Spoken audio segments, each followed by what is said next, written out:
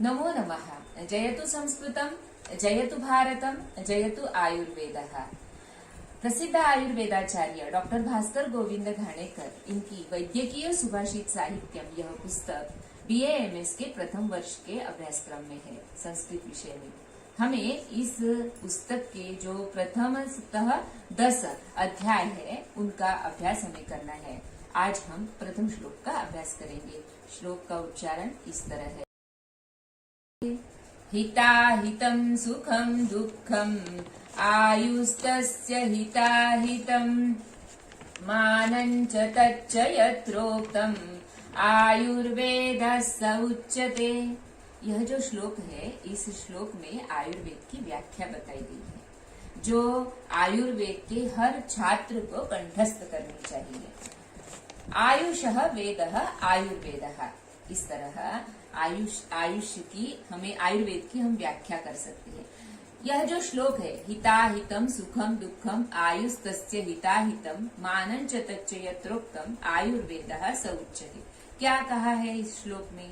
तो मनुष्य की जो आयु है वह 4 प्रकार की होती है, हितकर, अहितकर, सुखकर तथा दुःखकर।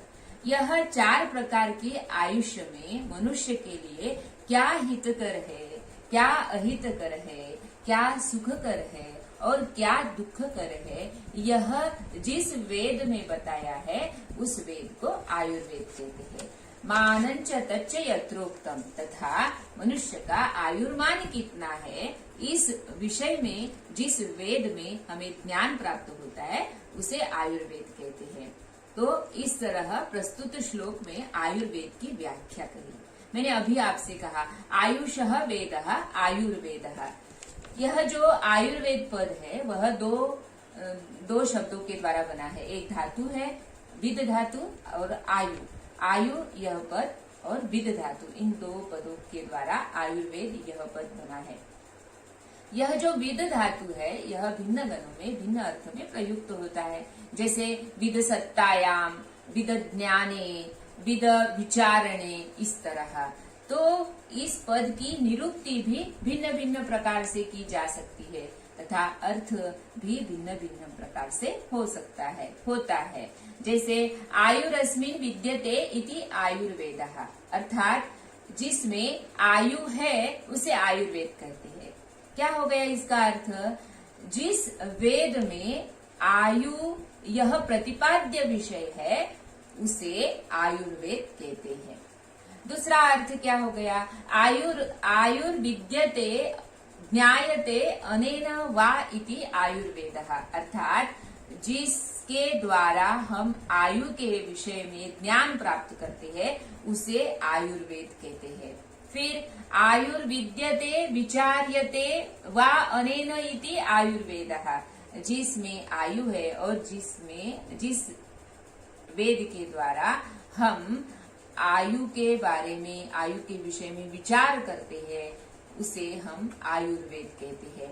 इस तरह इस श्लोक में हमें आयुर्वेद की सरलता से व्याख्या बताई गई है। श्लोक फिर से एक बार पढ़ेंगे और इसका सरलार्थ भी एक बार सुनेंगे और आप सब इस श्लोक का पाठ कीजिए और यह श्लोक कंठस्थ कीजिए। हिताहितं सुखं दुःखं आयुस्तस्य हिताहितं मानं च तच्च यत्रोक्तम् आयुर्वेदः स उच्यते। मनुष्य के लिए हितकर, अहितकर, सुखकर और दुःखकर मनुष्य की आयु होती है।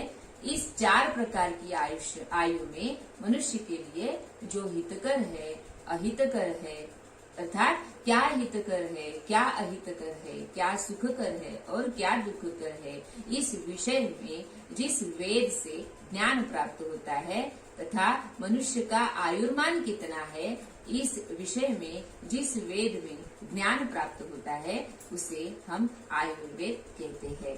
जयतु संस्कृतम, जयतु भारतम, जयतु आयुर्वेदः। धन्यवाद।